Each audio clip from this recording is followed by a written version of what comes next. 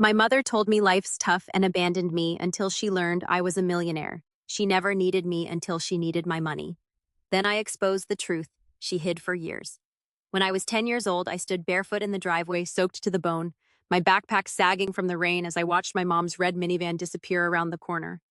I still remember the sound of the tires splashing through the puddles and the way my breath fogged in the cold air. Figure it out yourself, she'd snapped, rolling up the window before driving off. I didn't know what I had done wrong. Maybe I'd forgotten to bring something home from school. Maybe I'd talked back. Or maybe she'd just had a bad day. But that night, I curled up on our front porch with nothing but my soggy hoodie as a blanket, pretending it was all some big misunderstanding. I was too young to realize it wasn't. My name's Drew. I'm 25 now.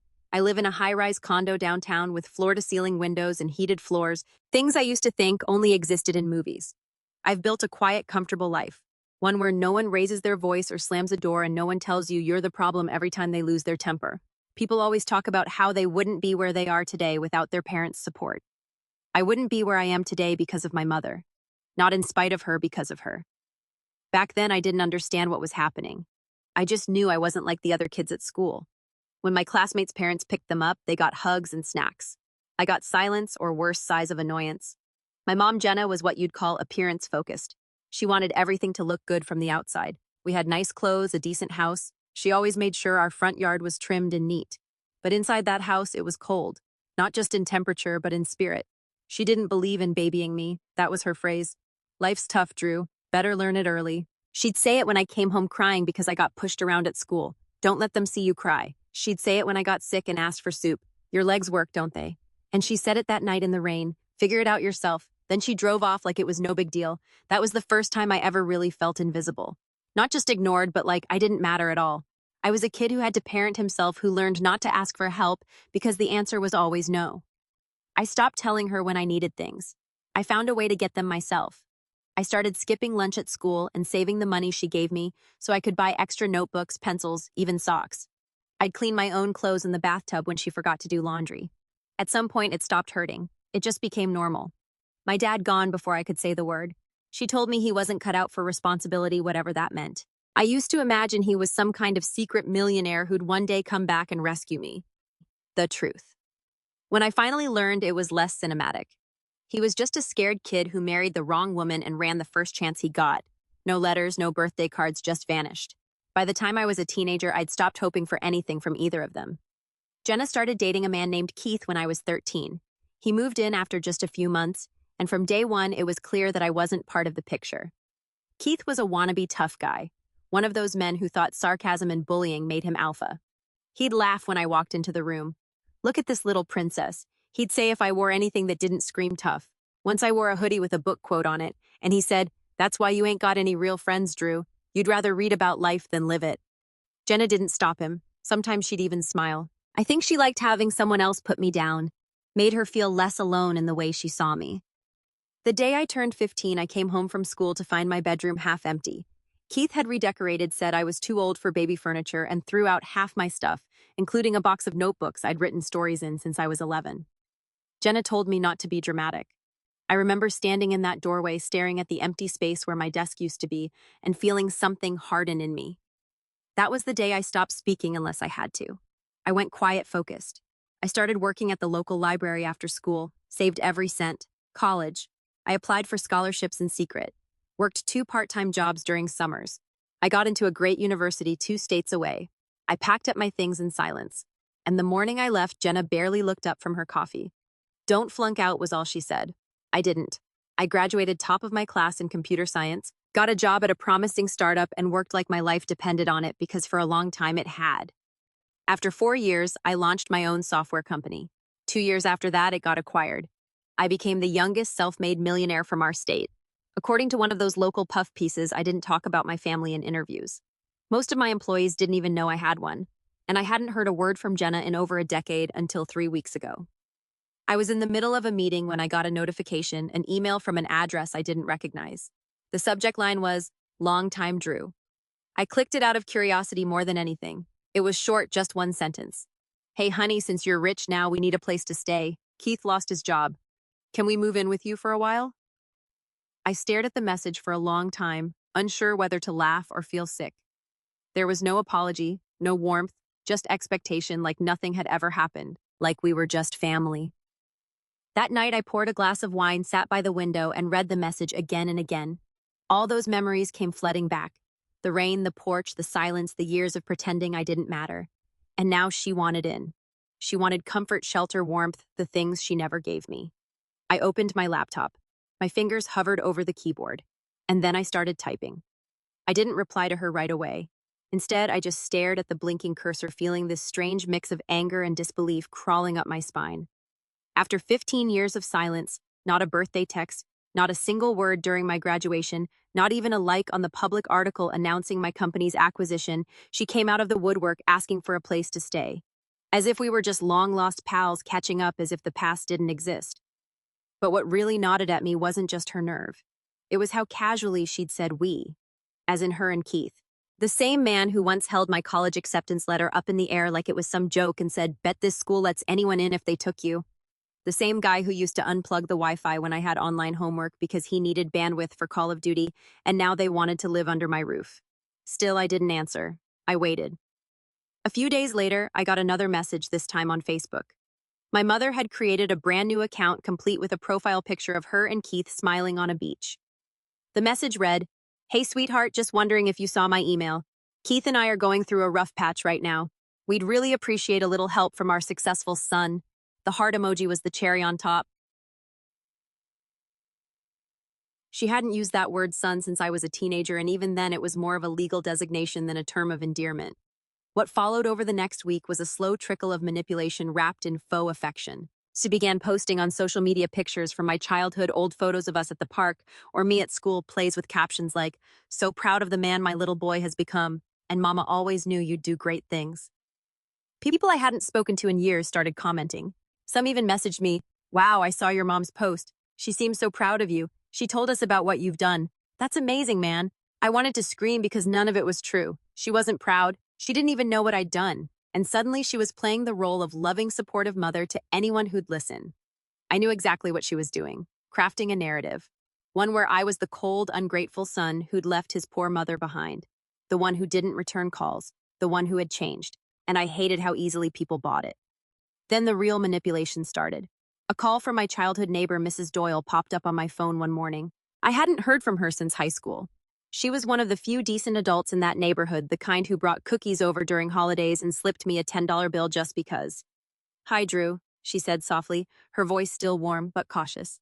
"I hope you don't mind me calling, dear. Your mom stopped by. She told me you haven't been in touch and that she and Keith are in a bind. She seemed, well, honestly, she seemed really desperate." I closed my eyes, rubbed the bridge of my nose. "Did she tell you why we haven't spoken?" I asked. There was a pause. "She said you got swept up in success, that you've been distant." I didn't respond. I didn't have to. Mrs. Doyle was smart. After a beat, she sighed. "I don't know the full story and I won't pry," she said gently. "But I wanted to let you know she's making the rounds, telling people you've abandoned her, that you're refusing to help." There it was.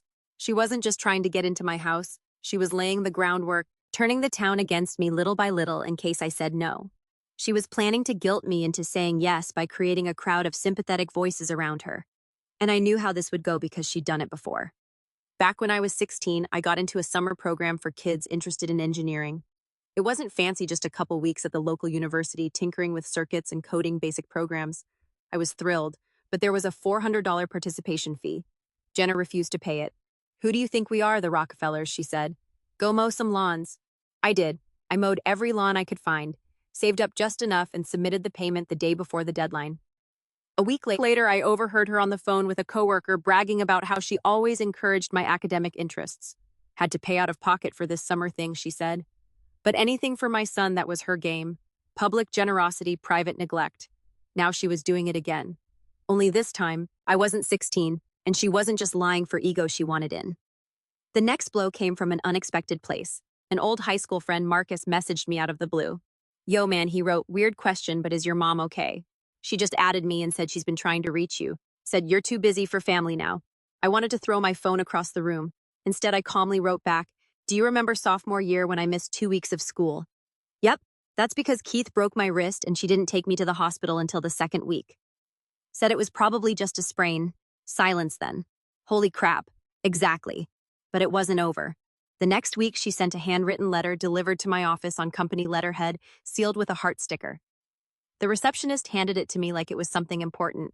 I opened it slowly, half expecting a bomb to go off inside. It read, Drew. I know things were hard back then, but people grow. I'm not perfect, and maybe I made some mistakes, but family forgives. That's what we do. Keith and I are losing the house, and we really need a place to stay just for a while. You have a big place. We won't be a bother. You're doing so well. I'm proud of you. Love, Mom. P.S. I already told Keith we could come next week, so let me know what time works for you. That last line made me freeze. She had already told him like it was settled, like this was hers to decide. I stared at the letter for a long time. My hands were steady, but my chest was tight. Not because I was scared, but because I was angry in a way I hadn't been in years. A kind of slow, sharp anger that didn't explode. It just sat there humming under the surface. I folded the letter neatly and put it back in the envelope. Then I opened my laptop and I started making some calls. The calls I made weren't to lawyers or security, at least not yet.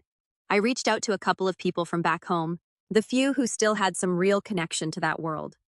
My old guidance counselor, Mr. Lang, who once told me I had the quiet eyes of someone who survives everything, and Mrs. Doyle again, who had always been more of a grandmother than Jenna ever was a mother. I didn't ask them for anything big. I just asked for honesty. Has my mom told anyone else about this? I asked Mr. Langley. He hesitated. She came by.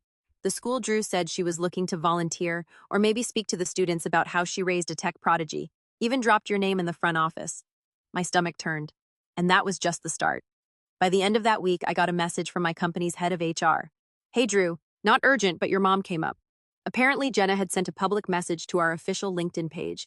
In it, she praised the company I'd built, congratulated us on our record-breaking earnings, and this was the kicker. Offered to come speak at our Women in Leadership event about raising ambitious young men and building a household that values excellence. I read that line 3 times before my brain even registered the full weight of it. She was using me not just privately, publicly exploiting my name, my success, my company for clout, for access, for some twisted version of redemption that she didn't earn. That night I tried to sleep, but my thoughts kept running in circles. All the small betrayals piling up like drops of water behind a dam. But I still hadn't heard from her directly since the letter. Then just as I was getting up to make coffee at 300 a.m., my phone buzzed. A message from an unknown number. Hey kid, Keith here. Your mom said you were thinking things over. I just want to say no hard feelings about the past. We all mess up, but you've got a killer place and we're kind of counting on you to help out now that you've made it. We're family. Don't forget that. Oh, and I've got a few job interviews lined up near your area. So if you could clear out the guest room by Friday, that would be awesome. I stood in the kitchen staring at that message, my fingers numb. Clear out the guest room. That was the moment it snapped. They weren't asking anymore. They were assuming, planning, inviting themselves into my life like they still owned a piece of it. But the real betrayal came just 3 days later. I was in a meeting when my assistant knocked quietly and passed me an envelope. She looked uncomfortable. Someone from your mother's church dropped this off, she whispered. I opened it. Inside was a printed flyer. On it, a photo of me. My face pulled from some professional press release, smiling awkwardly in a button-up shirt with the title From Humble Beginnings to Tech Titan. The Power of a Mother's Love. Special guest speaker Jenna Halbert. She was giving a talk at her church about raising me. She hadn't even told me. She didn't ask. I wasn't invited. She was using my story, rewriting it to make herself the hero. And then I noticed the bottom corner of the flyer. Donations welcome to help support Jenna and Keith during a difficult season. That was it. That was the moment I felt something crack. Not just anger anymore, not just betrayal violation. She had turned my childhood into a campaign, turned my survival into her struggle, painted herself as a loving mother who'd sacrificed so much for her son's greatness. And now she was profiting off the pain she'd caused. That night, I didn't sleep. I sat in the dark, laptop open, scrolling through Facebook posts, church event listings, even an online blog entry where she'd written about being a single mother who never gave up. I don't know how long I stared at the screen, but at some point I stopped feeling hurt. I stopped feeling shocked. All I felt was clarity. This wasn't just about me anymore. This was about control.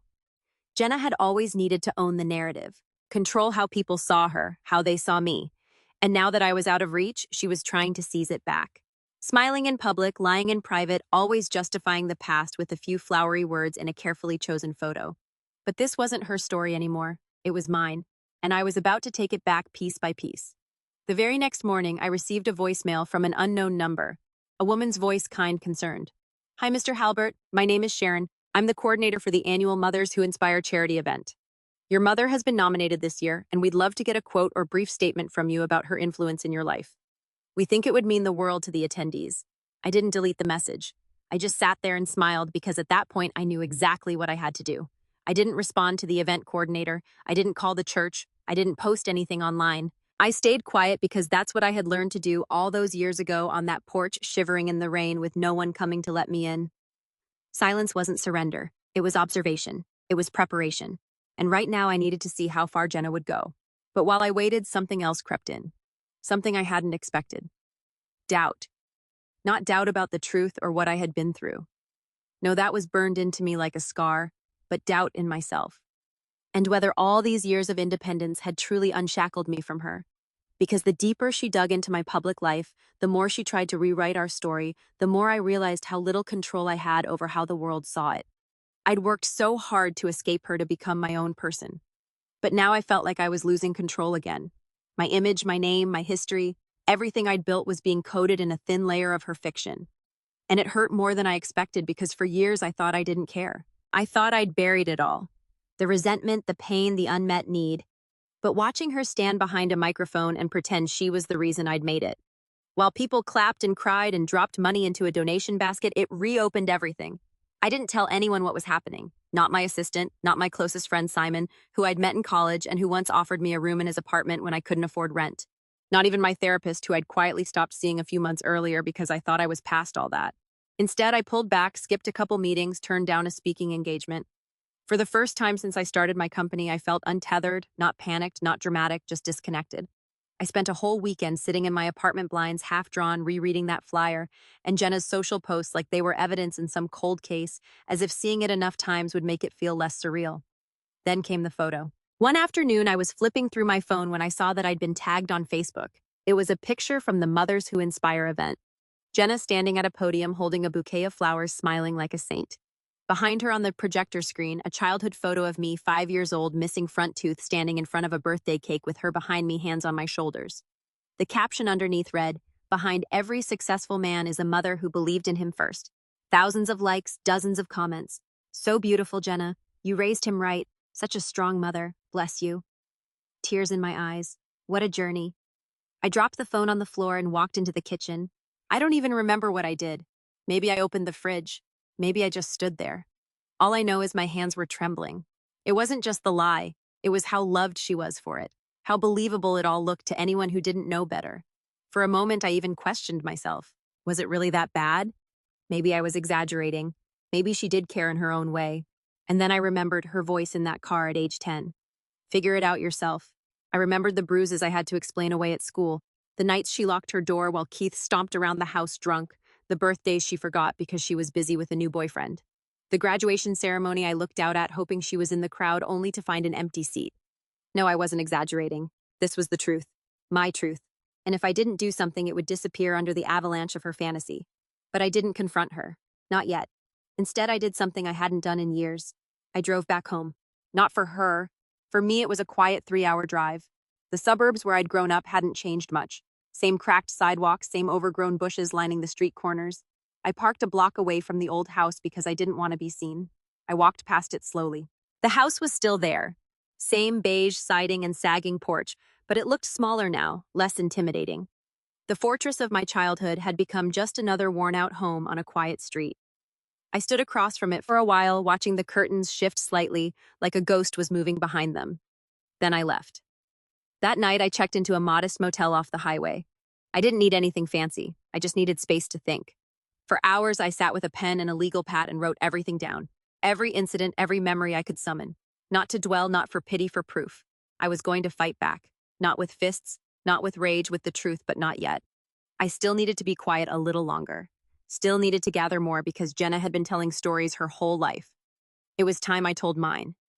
The motel room was musty and the bed creaked every time I shifted my weight, but I hadn't felt that focused in years.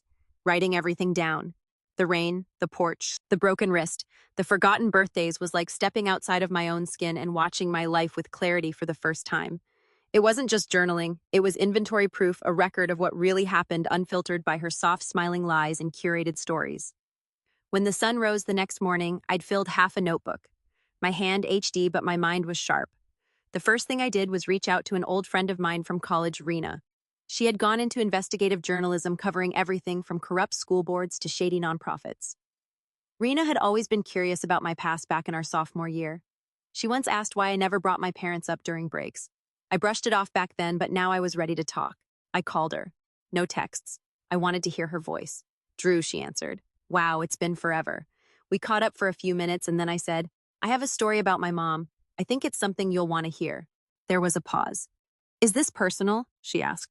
It's more than that, I said. It's also public now. She's using my name, my success telling the world. She raised me with love and sacrifice. She's speaking at events, taking donations, giving interviews, and every bit of it is a lie. I could almost hear her leaning in. Send me everything. She said every memory, every message, every post. I did. I spent 3 days organizing it all.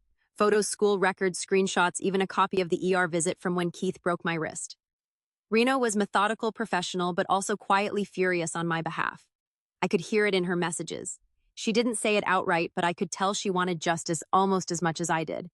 Meanwhile, my company was thriving. We just signed a major deal with a global logistics firm that would put us in front of a whole new client base. I walked into that boardroom the following Monday like a different person. I wasn't just the CEO. I was a man who had stood in the storm, been knocked down by it, and now walked with lightning in his bones. My team noticed. Simon, my CTO and closest friend, pulled me aside after the meeting. You're different lately, he said, sharper focused. I'm done being afraid of ghosts, I replied. That same week, I was invited to speak on a panel for young entrepreneurs. I almost declined. It felt too soon, but something inside me said yes. This time, I didn't avoid my story. I didn't pretend I came from some neutral, forgettable background. I didn't say my family supported me. I said I come from neglect, from survival, from figuring it out on my own when no one else would. And if you're in that position right now, don't let anyone shame you into silence. The applause hit different. Afterward, a young woman came up to me. Early 20s nervous energy. Thank you, she said, her voice trembling. No one ever says that out loud, that sometimes your family's the thing you have to overcome. I nodded quietly. That was the moment I realized this wasn't just about me anymore. It was about every kid who ever got left on a porch in the rain, every child who grew up invisible, every adult who had to build themselves from broken pieces. And suddenly the power shifted. No longer was I hiding from Jenna's narrative. I was building my own, and mine had truth on its side. Rena messaged me later that night. I think I've got a draft. She said it's not an expose, it's a profile. Honest. Your voice comes through, but I'll only publish it if you're ready. I read the draft 3 times in silence. It started with the line, Drew Halbert was 10 when his mother left him alone in the rain. I gave her the green light. Within 2 weeks, the article was live. From Abandonment to Tech CEO, the true story of Drew Halbert. It was published on a major online outlet and shared across tech forums, Twitter, LinkedIn, even Reddit.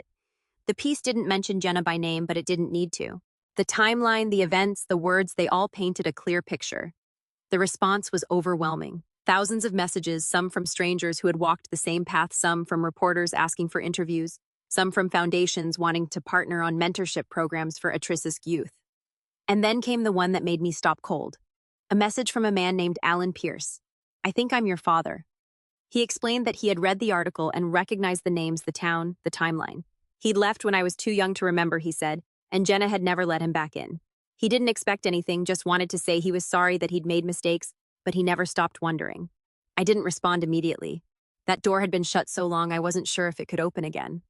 But for the first time in a long time, I felt like I had options, like I wasn't at the mercy of someone else's story. And while Jenna stayed quiet for the first few days after the article dropped, I knew it was only a matter of time before she reached out. She didn't disappoint. One evening, I came home to find a box on my doorstep. Inside was a scrapbook labeled Our Story, photos of me as a baby.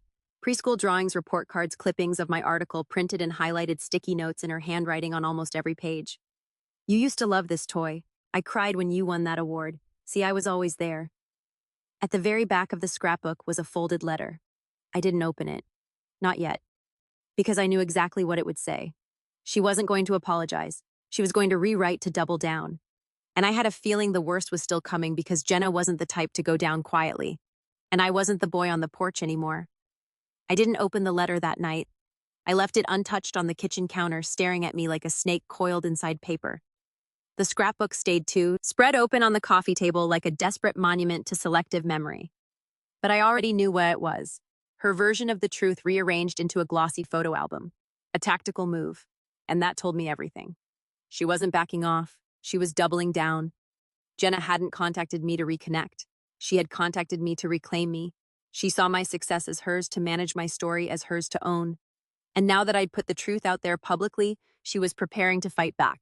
Not with facts, but with perception. She was going to make this a war of narratives. But here's the thing. She wasn't the only one playing that game anymore. I had resources, now connections, and more importantly, I had the receipts. So I went to work. Not on my company, not on my code, but on her story. I called Reno again. I told her I wanted to take things a step further. This isn't about hurting her, I said. It's about protecting what I've built. She's not just using my name. She's shaping my legacy with a lie. Rena didn't hesitate. Then we go deeper, but you'll need more than memories. That's when I started collecting. First, I filed a Freedom of Information Act request for every CPS report from my childhood zip code that mentioned our address. I didn't know if anything had ever officially been reported, but I remembered the day Mrs. Doyle gave me a box of cookies with a quiet whisper. You can come to my house if you ever feel scared. Okay. Then I tracked down my old middle school principal, Mr. Burns. I wasn't even sure he was still around. Turns out he was retired, living in Florida. He remembered me. Quiet kid, always polite. You once showed up with bruises. Told us you fell down the stairs. I didn't, I said. Keith pushed me. He sighed. I figured, but without proof. I'm not looking to prosecute, I told him. I'm looking to protect myself now. She's rewriting things publicly. I want to make sure the truth is preserved. He agreed to write a statement. Nothing official, just his recollections. He even had old staff notes. One of my teachers had logged concerns about neglect. All of it added weight to my story. But the most important piece came when I finally reached out to Alan, my supposed father. I didn't want to. Every part of me braced for disappointment, but his message had been quiet, humble, no demands, just guilt, curiosity, and maybe hope. We met at a diner 2 hours outside the city neutral ground. I didn't tell anyone where I was going. He was already there when I arrived, nervous, wearing a shirt that was too neatly ironed, like he'd spent the whole morning deciding what to wear. He stood when I walked in. Drew. Yeah. I didn't think you'd come. I'm not here for apologies, I said, sliding into the booth. I'm here for answers, and he gave them. He told me how he met Jenna, how charming she was at first. Beautiful, intense. How she got pregnant fast and didn't tell him until she was already planning the nursery. I was 22, he said. I panicked. I didn't handle it well, but I wanted to be in your life. She made it impossible. Changed her number. Move. He pulled out a manila folder. Inside were old letters, some addressed to me, some returned unopened. A couple looked like they'd been ripped open and taped shut again. I sent gifts cards every birthday. She never let them through. I flipped through the folder, my chest tightening. A card with a dinosaur on it to my brave little explorer. Postmarked 3 days before my 7th birthday. Never opened. She told everyone I abandoned you, he said. But I didn't. I wasn't perfect, but I never gave up. She just erased me. I believed him because it was exactly what she'd done to me too. She erased people when they stopped serving her narrative. And now she was trying to erase the truth again. Only this time I wasn't a child. I left that diner with something more valuable than evidence. I left with clarity. Jenna was building a house of lies. I was collecting the matches. The next week, I got invited to speak at a national leadership summit. It was a big event. Thousands of attendees, live-streamed panels filled with CEOs, authors, influencers. My team prepped a safe standard keynote, building resilience through innovation. But I threw it out. I stood on that stage, looked out into the crowd, and told them the truth. Not just the headline version, not just the public article recap, the whole truth. I told them what it means to build something without support. What it feels like to succeed not because of your family, but despite them. I spoke about the long-term weight of neglect and how the people who break you may one day try to take credit for your healing. And I ended with this: legacy isn't about who raised you. It's about who claimed you and who tried to. So be careful who you let write your story. Sometimes the villain shows up holding a bouquet and smiling for the cameras. The standing ovation wasn't loud. It was long, the kind of applause that starts slow and builds like a wave. And when I walked off that stage, I felt something I hadn't felt in years. Peace. Not because the storm had passed, but because I finally knew where I stood. Then 2 nights later, I got a call from Mrs. Doyle. Her voice was shaking. Drew, she's going after your company. I froze, phone still pressed to my ear, staring out the window at the city below. Mrs. Doyle's voice, usually calm and comforting, was laced with urgency. She came by my house this evening, she said. Jenna said you've been slandering her, that she might need to take legal action if you didn't stop legal action against me. She was waving some printed out pages. Mrs. Doyle continued screenshots that article, your speech saying you made her look like an abuser. I thanked her, reassured her not to worry, and hung up. Then I sat in silence. This wasn't surprising. Jenna never took defeat quietly. Of course she'd spin the truth into a threat. Of course she'd try to flip the narrative again and position herself as the victim. But going after my company, that was a mistake because she thought she still had power. She didn't know that I'd already turned the tide, so I got to work. The next morning, I met with our in-house legal team. I laid everything out. The emails, the social posts, the flyers, the fabricated church speech, the letter. She dropped off what the already told Keith. We're moving in, messaged the scrapbook, the voicemail from Keith, and now the veiled threat of legal action. She's making noise, I said. I want to make sure this doesn't reach our investors or clients with the wrong framing. Our head counsel, Kara sharp as a blade, nodded. We'll prepare a public statement, but I suggest something quieter first. A cease and desist. Calm, factual, airtight, not just to her, to anyone who's spreading falsehoods about your involvement or your company. That was step 1. Step 2 was a call to Rena. I want to release the second part of the story, I told her. You sure? She asked. It gets personal. If we print what Alan shared. I'm not dragging this into the mud, I said. I'm just telling the truth. She's using my name to Fundra. She's rewriting history. If she wants to come at me with legal threats, fine. But we're putting her lies under a microscope first. So we wrote the follow-up together. It was titled, The Truth Behind the Mother-Son Fairy Tale. What My Success Cost Me. It wasn't angry. It wasn't emotional. It was evidence. Rena added, scanned copies of unopened birthday cards from Alan, notes from my old teachers raising concern about bruises and emotional withdrawal, anonymous quotes from former neighbors who remembered the shouting, the cold silences, the way I walked with my head down. But the most damning piece, the church flyer, the one where she used my name and image without permission to promote a fundraising event. Our legal team added a note to the article. All names, likenesses, and materials used by third parties in reference to Mr. Halbert have been unauthorized and misleading. We advise readers to verify claims made in connection with his name. When the article went live, I didn't announce it. I didn't post it. I let the story do the work. And oh, did it work. Within days, whispers turned to questions. The charity page Jenna had used to collect donations quietly disappeared. The church removed the flyer from their website. Someone even found an old blog post of hers long before my article where she complained about raising a kid who didn't appreciate tough love. Public sympathy shifted fast. She hadn't just lost control of the narrative, she'd lost credibility. But I wasn't done yet. There was one final move to make. I sent Jenna a personal letter. Typed 1 page. Jenna, you asked to move in. You told people we were close. You lied about raising me with love. And you tried to turn my name into your currency. You said I owed you. Here's the truth. I owe you nothing. What I built alone. The night you left me in the rain wasn't a one-time mistake. It was a pattern. And now that the world sees who you really are, I'm done responding to your drama. Consider this your formal notice. You are not welcome in my life. Not in my home, not in my business, not in my future. Sincerely, Drew. Enclosed with the letter was a copy of the cease and desist order. I didn't send it through email or post. I hired a process server to hand-deliver it to her in public at a cafe she frequented with her church friends.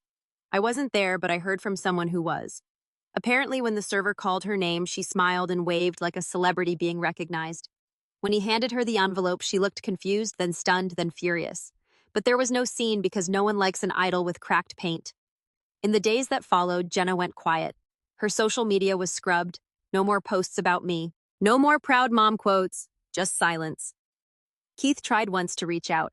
A long, rambling message about misunderstandings and let's talk like men. I blocked him. I didn't need to say anything else because the revenge wasn't loud. It was final. It wasn't about hurting her. It was about removing her from the story she never deserved to be in. A month passed, then 2, and the silence held. No more Facebook posts, no calls, no letters. The scrapbook disappeared from my doorstep one day. I assumed someone came to collect it, though I didn't ask who. Jenna faded from my periphery like a song I'd long since stopped listening to. Her name no longer echoed in meetings, interviews, or articles. My story was mine again. But Fallout has a way of finding its target even without a headline. I heard bits and pieces from people back home, Mrs. Doyle, Rena, even an old neighbor who'd read the articles and reached out through my website. Jenna's church dropped her from their speaker list. Quietly, without fanfare, she still attended, but word had spread. People whispered donations dried up. The single mother narrative lost its shine when the receipts came out. Keith's job interviews, none of them panned out. Apparently, a few hiring managers stumbled across the articles. One even contacted my office to ask for a reference. I didn't say a word. I just forwarded the see and desist. That was enough. Eventually, they lost the house. Foreclosure notice went up a few weeks after the second article dropped. Jenna tried to start a GoFundMe, this time without mentioning my name. It barely raised $100 before being reported and taken down. As for me, my company hit its next growth milestone. We opened a second office. I was offered a book deal, which I turned down. Not because I didn't have more to say, but because I'd already said what mattered, and the people who needed to hear it had. Alan and I stayed in touch cautiously at first, neither of us trying to rewrite the past. Just two people both shaped by silence, trying to build something new in its place. Sometimes we talk about work, sometimes about movies, sometimes about nothing at all. It's enough. And my life, it's quieter now. No drama, no manipulation, just peace. One evening, I found myself walking past the old house again. I was in town for a speaking event at a nearby university and couldn't help myself. The house looked even smaller than I remembered. The grass was overgrown. A Ferrari sign leaned at an awkward angle in the front yard, painting on the porch steps. I stood there for a moment, not to reminisce, but to confirm something I had long suspected. There was nothing left there for me. No ghosts, no grip, just a shell. I turned around and walked away. And as I stepped back onto the sidewalk, a thought came to me. Uninvited but powerful. Sometimes the best revenge isn't making them suffer. It's making them irrelevant. And I never looked back.